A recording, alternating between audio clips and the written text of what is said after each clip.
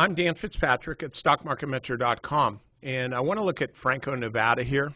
As you probably know, hopefully you do. Gold, let's look at it together. Okay, it's doing pretty well these days for reasons that a lot of people would also already know, which is when the Fed is essentially like a helicopter full of money isn't enough. They want like a KC 135 to empty their gas tanks and put money in it and just spew it all over everywhere. That's kind of an inflationary deal. That's the way the market looks at it.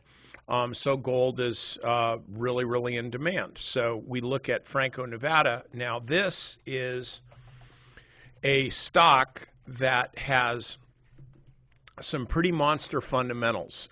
And so we're now in a situation where we don't get to buy it here.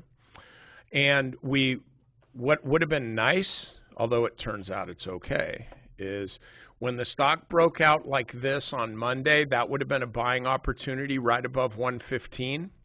Okay, we didn't get that. So now the stock is up about 10 bucks higher. However, it's also telling us that it's moving even more. So we're seeing a lot of failed breakouts these days, and so would have, buying at 115 or so, fine, it was the right thing to do, but it could have very easily been an unprofitable trade just because the stock could have popped up and then immediately come back down. So now we actually have a little more certainty in this stock because it popped out, actually ran up to a new high, and is now holding that level. So I think the way to trade this is if the stock breaks out, say, runs up to here, the high was 125.56. So let's say if the stock runs up literally to 125.57, that's where you want to be buying.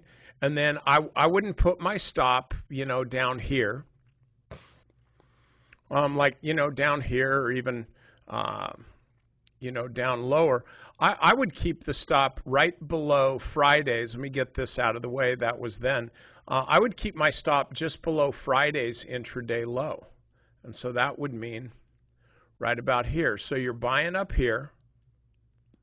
You got your stop right down there. That's less than 6%. You're giving the stock room to just kind of work its magic sideways here. And the only time you're going out of the trade is if this trading range here at 120 or so, is if that trading range is broken to the downside.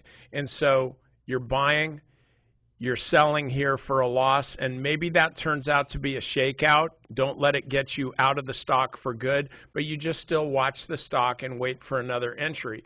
I think this stock's going to work. I think it's going to break out and just keep going, and that's fine, but I don't get paid for thinking. I get paid for managing my risk, and so the downside is a move back below 120. That way, if I am wrong, at least I'm not out a bunch of bucks, okay? All right, members, over to the strategy session. We have some changes in our growth stock list, and I'm very, very clear in my video.